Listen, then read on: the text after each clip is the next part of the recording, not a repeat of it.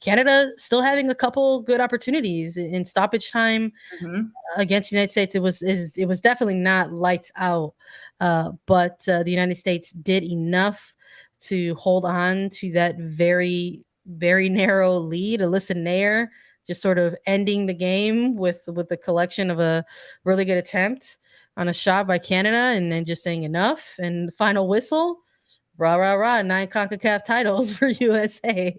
Yeah, you make it sound so easy at the end there. Yeah, and that's all it Make it took. look easy, kind of. But at the end of this match, the United States ends with 17 shots, 6 of them on frame.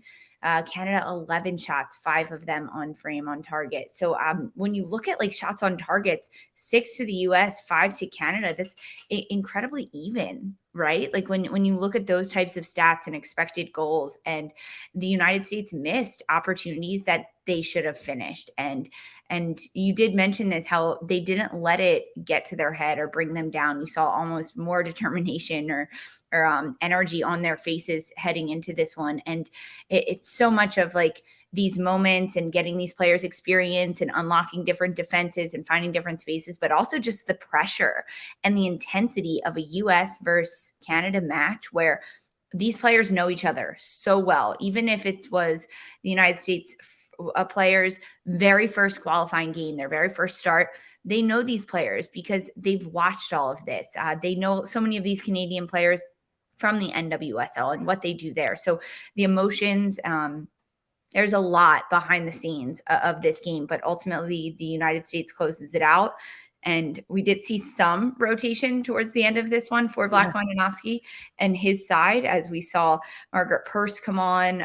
We saw Naomi Girma and Trinity Rodman all come on. And then ultimately at the very end, Taylor Korniak come on. So we saw tactical adjustments from Vlatko at the end as he brought on Girma, Purce. We finally saw like that 4-player change, but it happened with like just minutes and seconds. And it actually happened great. It was right. It was Girma, Purce coming on, and Rodman coming on at the same time and taking out the 3 front lines. So Girma dropped into the outside or to like the left center back role with Fox and Huerta still in that back line. So it did become a 5 back at the end of this. And then Rose LaBelle ends up going down with a bit of a knock. So Taylor Korniak comes on. But yes, these substitutes happening in the 88th minute, the 89th, and then in the stoppage time is the final one coming in. And I wanted to see that a little bit earlier. It's somewhat tricky because the penalty kick comes in around the 76th minute.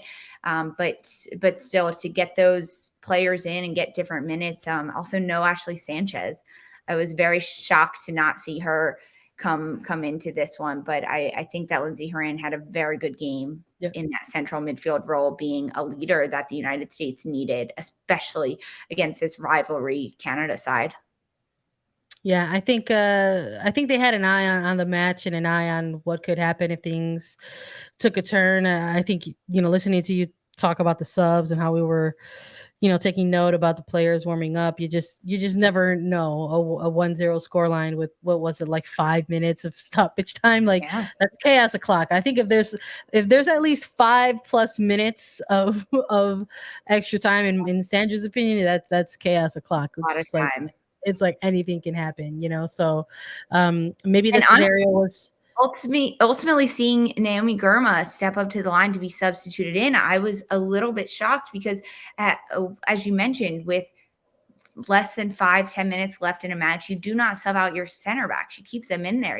They've kept the clean sheet all this time, and Vlatko didn't do that, right? He went to a 5 back. He had the 3 center backs, and I think that was the right move, frankly, because then Girma did get some minutes towards the end of this one, and just feeling a little bit of that pressure to close out a game with a clean sheet and secure the win. Yeah. So what does it mean for the United States? Well, they went into this Concacaf W Championship tournament. They achieved their first objective, which was to qualify for the World Cup. And then the second objective, which was to qualify for the Olympics and win the tournament.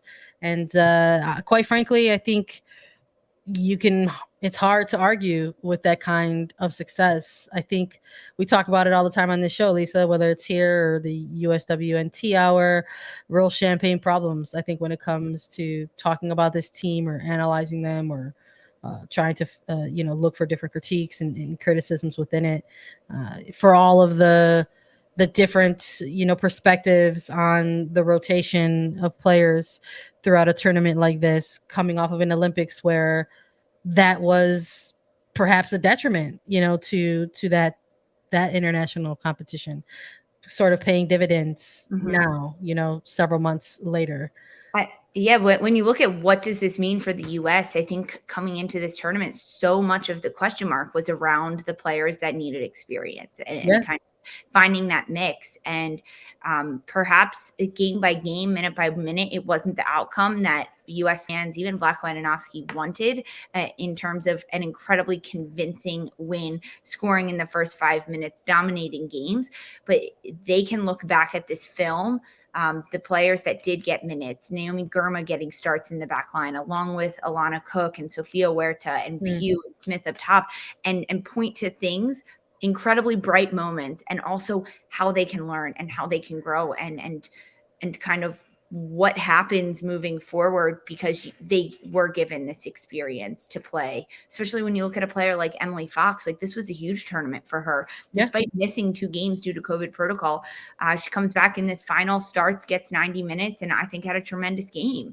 So the future is brighter, I think, now for the United States women's national team than it was 3 weeks ago before this tournament even started. Just in terms of the question marks, there's at least a little bit more clarity in those personnels and the positions. 100% agree with you. I think on top of all those main big 3, right? Like, win the tournament, qualify for the World Cup, qualify for Olympics, get that spot in the Gold Cup. Andonovski and this team have also done the following, gotten looks at other players, expanded the player pool, have kept an eye ahead on 2023 and beyond, quite frankly. And that's tough to do with some of the other things that have come into play, like quick turnarounds and things like a pandemic, an unprecedented pandemic, sort of throwing a wrench in the typical cycle and planning of things. And playing this tournament in Mexico. Playing the tournament in Mexico, so I think there's a lot more pros here than cons, I think, for the team moving forward. But this is a program that's going to absolutely take a look at what could possibly be those cons and obviously try to work on them as well. So what's next for this team? They recently announced friendlies in September against Nigeria. Kansas City and Washington, D.C. will be the hosts of those friendlies. There is a break for these players, as well as a break in the NWSL as well. So everybody getting some time. Maybe we might get some time, Lisa. I don't know. We'll see. We're doing this late tonight, and we appreciate you all for joining us.